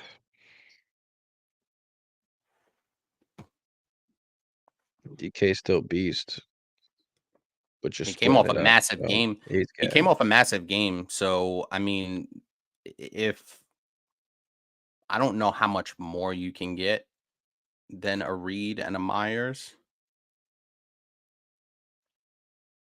Finch 5th seed, But Lockett, Keenan, Evans, Nico, Zay, D-Hop. we got a little bit of a Oh, he older said he's team. getting. Okay, a rebuilder is sending to Oh, him. that's what I'm saying. Oh, Getting okay, DK, my sending bad. Reed and Myers. Okay, my bad. Yeah, I'm taking DK for sure. Yeah. Give me DK. Give me DK for sure. Yeah, that's a smash. I'm smashing that. You're going for the win. Yeah. Yeah. I mean, he's good for this year and future too. So I like him. I like him. I mean, you have a good solid squad anyway. With Mhm. Keenan, Evans, Nico, Zay. Man said Wilson for Arizona is a sleeper. Yeah, I like Wilson. I like Wilson a lot. We've I talked like about Wilson a Wilson. lot. The only bad thing is like if they keep Hollywood and then get a wide receiver and wind up drafting a wide receiver, that would be the only the only bad part of it. But I like Michael Wilson. He's good. He just got to stay healthy. That's his main problem. But all right, let's get some bonus stashes. Let's do it. I'll go with my one boy who I've talked about. My one boy. He is on a team that may or may not keep their wide receiver 2 and 3. Both of these guys could be gone, possibly, or Okay. one of them could stay. He's on a team that the quarterback is injured right now, out for the season. That's the Okay, Bengals. so could be coming back next year on the Cincinnati Bengals. My guy, Andre Iosivas, however you say his name. But yeah, we don't know what's happening with T. Higgins, right? Is he getting tagged, or are they just not doing anything with him? Tyler Boyd is a free agent as well. They're most likely not re-signing Tyler Boyd, I would think. And Iosivas, I mean, he's got, I think, 2 tutties on the season right now. Hasn't played a ton, but when he has played, I mean, he's out there being productive. Irwin will also be a free agent next year, so I doubt they bring him back as well. So I like Iosivas. Now, he was a later round pick. They picked Charlie Jones earlier in the draft. They did. But Yep. Iosivas is the guy that's out there more than Charlie Jones, at least giving you a little bit of production. So for me, I always liked Iosivas more than I like Charlie Jones. So yeah. Yeah, I could see that, and I think it all hinges on the guys in front of him. And I think I don't know if it was Marty or somebody had brought that up in the chat earlier, where that's the key, right? The guys in front of him. Now, if T. Higgins stays there, can he be that third guy? Can he fill that Tyler Boyd role? That would be okay. That would be nice. Right? That would be nice. So I I agree to some degree with that, but it's contingent upon a lot of different things. So. But it's a stash. He's not going to cost you a lot. He's probably on the waiver wire in a ton of leagues anyway. So you won't even have to trade for him. You could just go pick him up for free and stash him somewhere. So yeah, I don't mind that for the value potential. Exactly. Anyway. We're just looking at possible, best case scenario where he can gain some value. That's what we're looking for. We're looking for a value gain from now to, to next season. So that's why I like him. Hammer, you got a bonus stash for us? I do. I actually have 2. Okay, perfect. And Iosivas, wide receiver, 107 on keep trade cut. 107. This guy is currently the number 111th ranked receiver. Plays on a team with probably the worst quarterback play we've seen in recent vintage. Very recent vintage. Or no, just vintage at period, whatever. I went to look at it. He had a solid game his last game. But when I dove a little bit deeper into it, he's on the field for a significant portion of the game. This is wide receiver from the New York Jets, Xavier Gibson. Yeah. Yeah. I like it. And the reason why I said that was I'm looking ahead a little bit, right? Because a lot of receivers outside of Garrett Wilson on the Jets are not being rostered. Like, it's just that simple because of the quarterback play. It's absolute dog shit. Mm-hmm. Alan Lazard is not it. Okay. He's not. Now, I know he's Aaron's boy, but Alan Lazard's not it. Right. And outside of Garrett Wilson, you need some upside. Xavier Gibson, I believe, especially with Aaron Rodgers potentially coming back this season and maybe into next season, will give you some upside. Check these numbers out. Since week 9, he's played 58, 68, 79, 72, and 71% of the snaps. That's a nice, solid, healthy number. Give me some Xavier Gibson as a nice stash. I like it. I like it. I like him. I like him for sure. Another cheap guy. Another cheap guy that you can get. Birdman said DK needs to slide out of Seattle. Well, he did the smart thing. He signed a short contract, right? He only signed the 3-year deal, so he'll be able to choose what he wants to do. What he wants to do next. Mm-hmm. There goes Will. Xavier Gibson, huge stash. Definitely like that pick. Yep, I like it. Bronson, trade Kincaid and Waddle or Kincaid and Sutton for Pittman. Ooh. Bronson, is there any type of tight end premium? And what's the number of starters? Kincaid and Waddle, Kincaid and Sutton for Pittman. Because Kincaid is still really valuable. Like he's I mean, I'm not extremely trading valuable in Kincaid my estimate. and Waddle for Pittman for sure. I agree. I don't think I'm trading Kincaid and Pittman either. I mean Kincaid and Sutton either, because Sutton's all he does is catch touchdowns. I mean, I don't care much for Sutton. If it's Dynasty, I don't care much for Sutton. If you're talking redraft, I mean, then that's fine. Because I'll take Pittman, and if you got a tight end, if it's redraft, then yeah. If you got a tight end, if it's Dynasty, then probably not. Yeah, that's a tough one. I don't think I'm mortgaging that much, and I'm not coming off a Kincaid at this point because he's a difference maker at that position, playing with Josh Allen.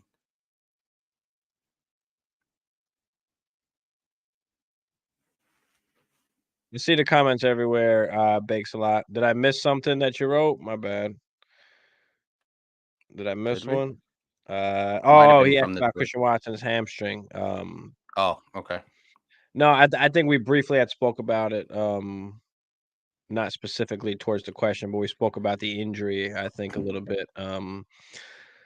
But yeah, no, I don't know. He's always been injured. We talked about that, right? He's always getting injured, no matter what it is. He's always got some kind of injury to that lower body. So it's a hamstring right now, is all that we know. I haven't heard anything else other than it's a hamstring. So I'm looking at it right now, and it says Matt LaFleur relayed Monday that the Packers expect to know more about Watson's right hamstring injury. Report indicates Watson will go test to determine the severity, blah, blah, blah. The wideout did seem to be moving better on Monday during a brief sighting in the locker room, blah, blah, blah, blah, blah. Bakes, the problem with Christian Watson is, number one, if you remember back to the beginning of the season, he was out with a hamstring injury for the first 3 weeks, like right out of the box. So I don't think it's because of the cold, to be honest with you. I think this is a long-term issue with Christian Watson, right? He missed the first couple of games of his rookie season. Right? I mean, he did play that first game, but he missed a bunch of games in his rookie season, and it always seems like it's a hamstring injury. And this was just straight up non-contact injury, right? He caught the pass, ran it up the sideline, trying to get out of bounds, and he got injured. So for me, this looks more of like a long-term injury with him. And for a young guy having these soft tissue injuries, that's very concerning. And he's a fast guy, right? He needs his legs, he needs those hamstrings, that's his game. So this is very concerning for me, and even more concerning because he started to play really well. Like he was that catch he made in the end zone where he just mossed the DB. Like that is what we've all been waiting for, and we'd love to see, especially if you're a Packers fan. So really disappointing, but I do think this is more of a long-term thing with him. And a part of the reason why I had Dontavian Wicks as a nice stash because of the Watson situation. Is it the same leg, the hammy? I believe so, but let me check it out. Oh, my bad. PB Dubs. I believe so. We'd like so. to see Hazelwood get work next year. If he could. I mean, where is he at? I mean, right now he was waived by Philly. So I mean, if he gets an opportunity somewhere, I mean.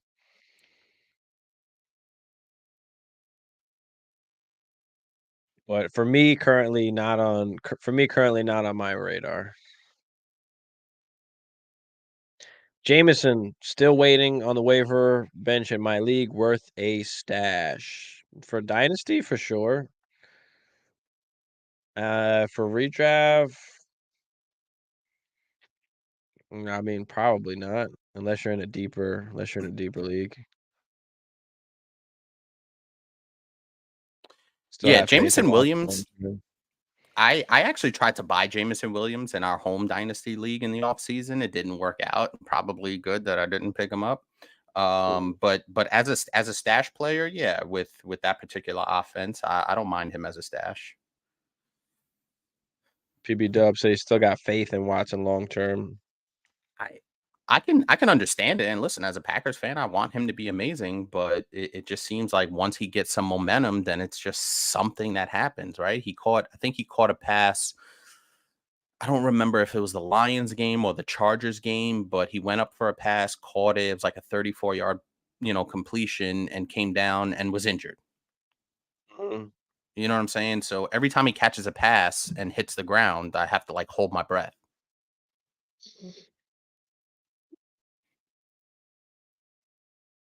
Man, need to drop either Watson or Algier and redraft. Algier. Unless you're the Bijan owner, then that's a little bit, it's a little closer. But I'd still keep Watson because he has infinitely more upside than Algier. Does he? If Bijan gets hurt, You can make that argument, and I said unless you're the Bijan owner, and then it makes it well, closer. I guess my thing is you probably didn't need Watson to get you wherever you are right now, right? I That's mean, fair. he That's hasn't fair. necessarily been around, so I'm guessing he's on your bench, and you don't necessarily like need him to start. And I guess I just like to have. I mean, I guess it depends on your squad too, right? Who your running backs you have currently. I mean, who can you afford to give up? That's not gonna hurt you. But like Algier is like one of those backup running backs that you want to have because if something happened to the starter, he would get kind of the workhorse load. So I agree. I would just say Watson because Watson can be a game breaker, right? At sure. any given moment. So, but he can get Sure. hurt. So I But if can he's like understand the your Algier if argument. he's like your wide receiver 6, you know what I mean? Like I think at that point I'd probably rather just have Algier, but That's fair. it all depends. But I feel you. I'll take Watson otherwise if you've got a ton of other RBs for sure. I get one last stash that I had. Do you have another stash, or was I that do. your two already? Okay, all right. So one more that I've got is going to be wide receiver 70 right now on Keep Trade Cut Okay. of the Tampa Bay Bucks, Mr. Trey Palmer. Ooh. Okay. I like We that. don't know what's happening with Evans, right? Apparently, he said he didn't want to sign. He didn't want to sign back if he wasn't signed beforehand. So we'll see what happens this offseason if he winds up staying there or if he winds up going somewhere else. Regardless, I mean, he's been pretty involved all Mm-hmm. season long. I mean, he's gotten targets all of the last games. He's got 2 tutties on the season, but he's extremely cheap in a pretty crowded wide receiver room at the moment, and people Mm-hmm. are loving Mike Evans right now, and Godwin ain't doing jack. So Trey Palmer's kind of a guy that's like a little bit low on the radar that you can try and get right now, where because people don't really need him right now. He's not putting up points, right? So can you somehow sneak this guy away from a team if he's on a team, depending how deep obviously your league is and your format, depending. He may be on waiver wire, who knows? But Trey Palmer is a guy that I'm looking at for next year by situation that Evans is not there and it's Godwin. And who knows if they bring in somebody else? Who knows if they draft somebody else? But there's a chance that Trey Palmer has a role on that offense somehow for next season. So nice stash for me. Probably cost you late third, mid third at most. I mean, it cost you a third round pick. So I'll take that shot on Trey Palmer, by situation that he increases in value. Yeah, I like that. And I like the fact that as a rookie, since week 3, he's been on the field for at least 64% of the snaps in every single game. That matters because he's Yeah. getting good, valuable burn out there. He's learning from Mike Evans and Chris Godwin. That can't hurt you in any situation. So I really that's a really nice pick. Trey Palmer. All right. Hammer, what's another stash you have before we get up out of here? My final What's the last stash? stash. My Go final ahead. stash is a guy that just 2 years ago we were incredibly high on. Incredibly high on. Okay. Former Jet, current Arizona Cardinal, one Michael Carter. Okay. Okay. And the reason why I say Michael Carter is, and I think is this the first running back that we have talked about as a stash, I believe. It's supposed to be all wide receivers, but it's all right. We'll go off script. Okay, that's fair. All good. And normally we don't tend to pick running backs because it's just a fickle position. And I to be honest with you, I think that with Michael Carter still incredibly young, like that is, it feels like he's been around for 5 or 6 years. I think this is his third year, I believe. So yeah. Michael Carter got jettisoned out of New York, found himself in Arizona. Now, I don't know how much longer he stays in Arizona, but DeMarcado went down last game, right? I know James Conner is the guy there, but James Conner has a significant injury history almost every single season because of his workload, because he is a workhorse type guy. And I think Michael Carter could have some value, especially if he's retained by the Arizona Cardinals going into next season. I think he's, like I said, we were pretty high on him his rookie season with the Jets and actually finished as RB29 with the New York Jets in 14 games. And we were pretty impressed. And we thought, Michael Carter would probably, be a really good running back, an RB2 type guy. And they go out and draft Breece Hall. So that tells you everything you need to know. So I do like some Michael Carter as a deeper stash at the running back position. And a guy he got some burn last week in that game, and I was like, oh shit, Michael Carter, that's right, he's on Arizona now. So Michael Carter, potential stash. Bad. John, what's up, John? How much fab do you recommend? Oh, my bad. How much fab do you recommend spending for each of these stash players? I mean, if these guys are on your waiver wires, you don't have to spend anything. I mean, literally just pick up for free. Don't spend anything if you can. If it's one of those leagues where you have to spend at least $1, then fine. I mean, spend $1. It's not going to kill you for this year. It's going to reset next year anyway. So, yeah, I would agree. I think for some of the guys, it really depends, to be honest with you. If your league is really active and really competitive, you may consider, $10, $10, and it's the end of the season. So maybe a lot of the teams that are out of it, maybe not as active, especially in the waiver wire. So I would definitely at least bid something, because you never know who's out there reaching, lurking in the weeds, trying to, you never know who's watching this show in your league. yeah, or if you feel more strongly about one guy than another guy, then you can do that as well. The possibility that you can just get all of these guys are probably slim, so that's why we try and give you a bunch of different options. But for sure, I mean, what are some wide receivers that you guys are stashing out there? Who do you guys like for a nice stash on your dynasty squad? What were your waiver wire gold this year? Mine was Kyron and Achan. That's Yeah, pretty for awesome. me, because I like to play a lot of the zero RB. So Kyron was big for me. Gus Edwards was big. Jerome Ford was big. Ford was one for me. Zach Moss was big. Donta Foreman was big for a nice stretch. I'm trying to Josh see who Palmer, else. when he was rolling, Even Josh Hunt. Palmer was solid. Kareem Hunt, Yeah, yeah. Hunt, Josh Palmer, yep. Josh Palmer was a good one for a few. I'm trying to think if there's anyone else. Dalton Kincaid, Yeah, I Kincaid was ended up on picking up. a lot of places, yeah.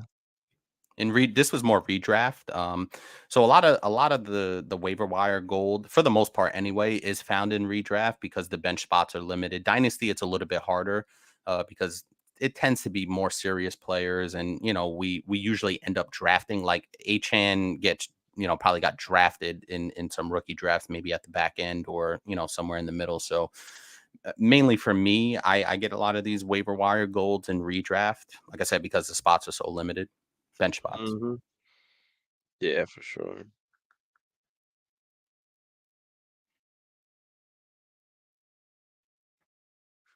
For sure.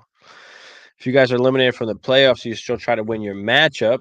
It just bugs the hell out of me when guys decide to quit because I like playing spoiler if I'm out. Oh yeah, It I'm winning. I'm trying depends. to win every game. Well, it depends if you're in Dynasty or Redraft, right? I mean, if That's fair. you're in redraft, you want to just play the spoiler. You got nothing to work for, right? In Dynasty, yeah, you might want the best pick. So yeah, maybe you're not trying to necessarily win your matchup. I mean, you're going to put out there who you put out there, but if your team is trash, your team is just trash regardless. So, but I'll no, be I don't honest. like just quitting, especially in redraft, because that fucks up the standings. It The fucks up who competitive can make the balance. Yeah. playoffs. So you for sure can't do that in redraft. So I'll be honest with you, Will. I'm an extremely competitive dude, and I don't give a shit if I'm 3-9. I'm trying to win every single week. Now there are some teams like I have a team in Steve's redraft league that I started like 0-7, won a couple of games, and then Burrow got hurt, so that kind of whatever. But I'm trying to win every single game. I don't care what's out there. I'm trying to win every single game. It's just the way. Even in Dynasty, I'm the same way. Like in our sub league, I was buried in the standings for most of the season, and I just stuck with it, and I don't care. I'm trying to win. That's just how I'm built. Yeah. Who can Ford for me? Yep. Zach Moss last week. Kincaid, Mm-hmm. McBride. Yep. Achan. Yep. Sam, what up, Sam?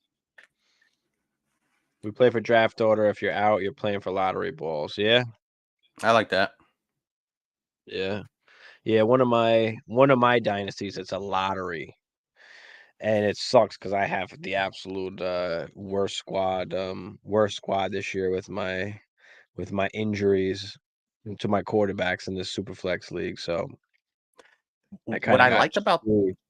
And it's a lottery. The last 6 picks is a legit lottery. So, I'm what not I like about that, guaranteed the 101. Now, you're probably gonna say, yeah, it prevents people from tanking, tanking, but I'm not tanking. My team is just bad and injured. Like I've got Joe Burrow, Deshaun Watson, and they weren't there all season. So but they I will be mean, next year. the rest of my team wasn't that good. Like I've got Olave, I've got London, I've got JSN, I've got Elijah Moore, I've got like some young guys because I spent to get the quarterbacks, and Watson kind of fucked me. But yeah, I got Will Levis playing right now, my only quarterback at the moment.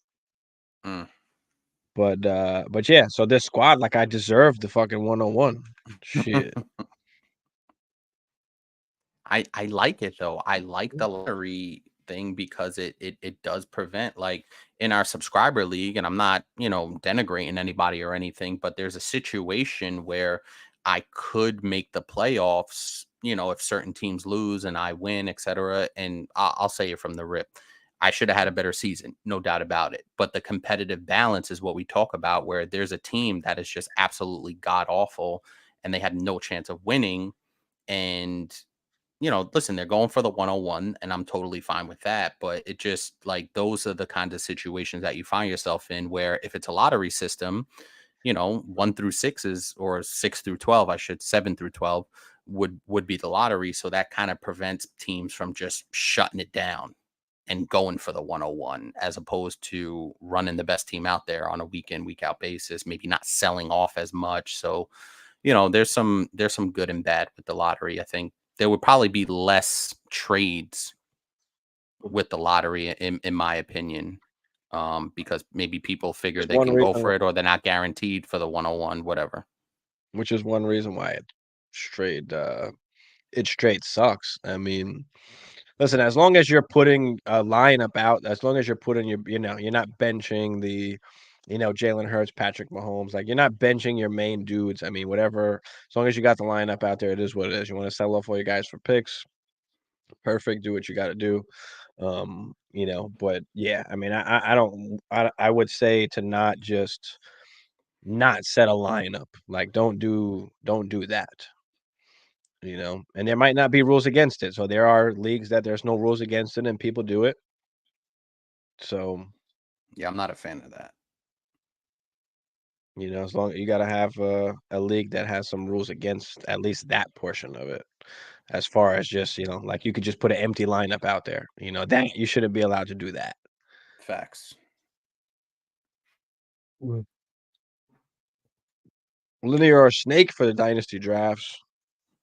So we got snake for the startup and then linear for the rookie. Yeah. Yep. Snake for the startup. And there for the rookie.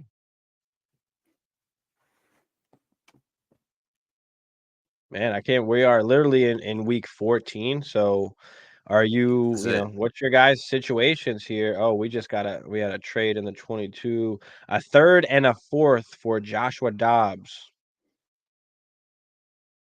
in this one league. Risky. Oh, that's Huss. That's Huss. Huss got Dobbs. He bought Dobbs for the third and fourth. Okay. Trying to see if anything else happened. Another trade was actually Song traded Devonta Smith, and he got a first and a second. I hate the desktop version of Sleeper because it doesn't tell you like what team Yeah. exactly the pick is. It's better for the app. It's way better for the app. So I can't see if it's like an early first, a mid first, a late first. Unless I like try and find it. So that's bullshit. That's bullshit. Yeah, they need to get up on this. They need to fix this. It should be the same on both PC and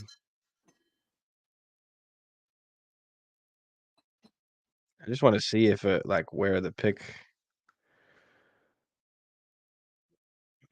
was, and I can't find it.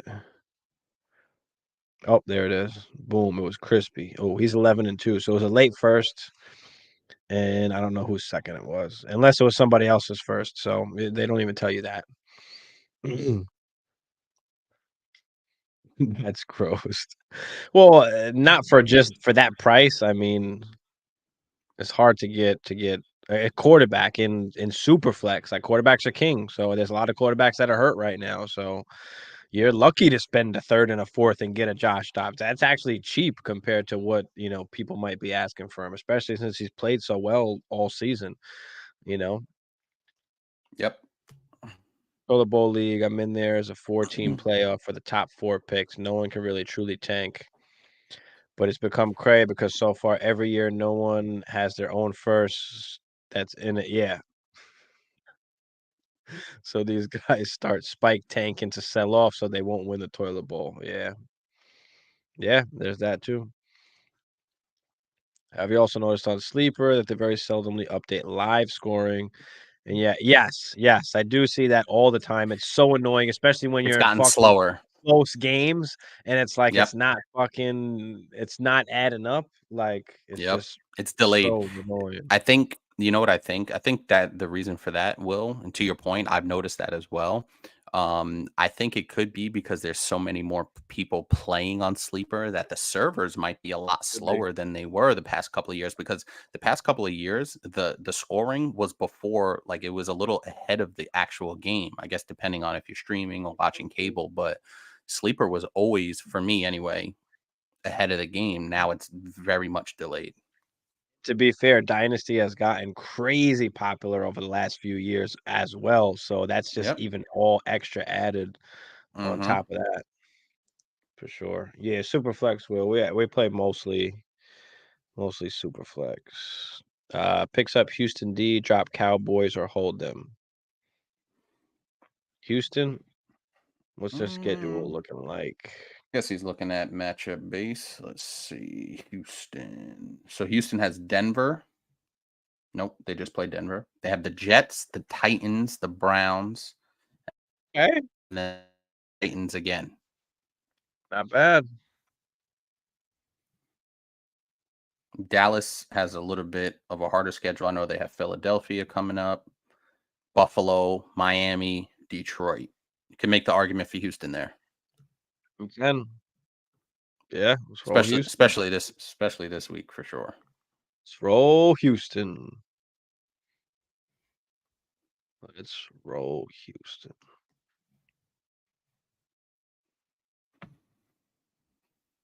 But yeah, I guess that's pretty much it for the show. I mean, guys, throw any last questions you guys have in the chat. Appreciate everybody coming out tonight. Smash that like for us if you haven't already. It's great, easy, free way to support the channel. It helps us out a lot. It helps us get out there. And feel free to subscribe if you're new. Appreciate you for tuning in. Also, really quick on the Sleeper app, you know what? They took those little animations away, which I liked. What?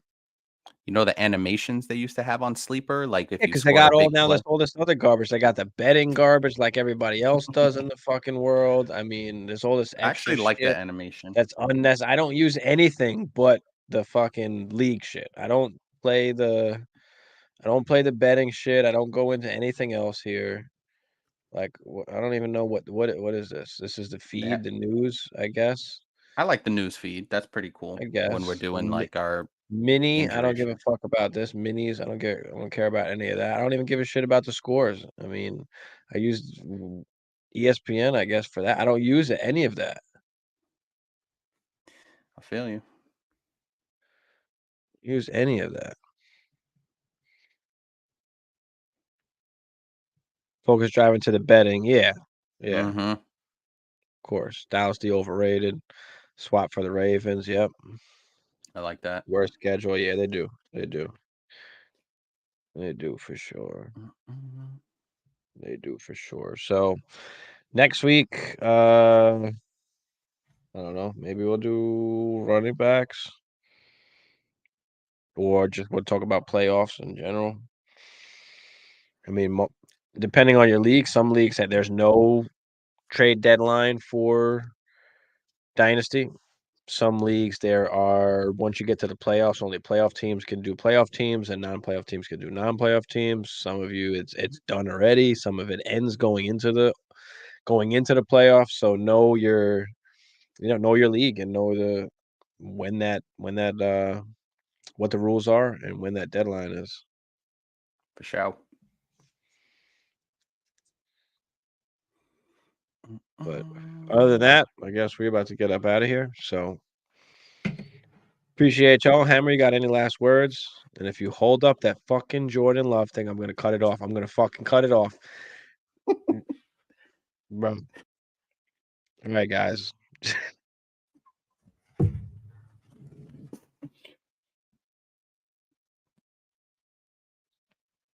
Oh, shit. Go, Pack, go. All right. Appreciate y'all. You ready, Jerry? I'm ready. Just want to make sure you're ready, brother. Show me the money. Every day I'm hustling. Every day I'm hustling.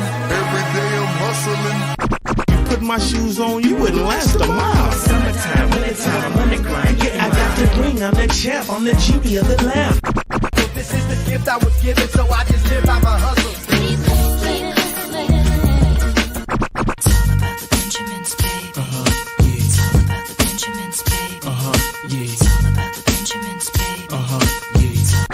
Yeah, I need me, put in my pocket, it don't make sense, but don't make a profit. So I hustle, ladies and homies.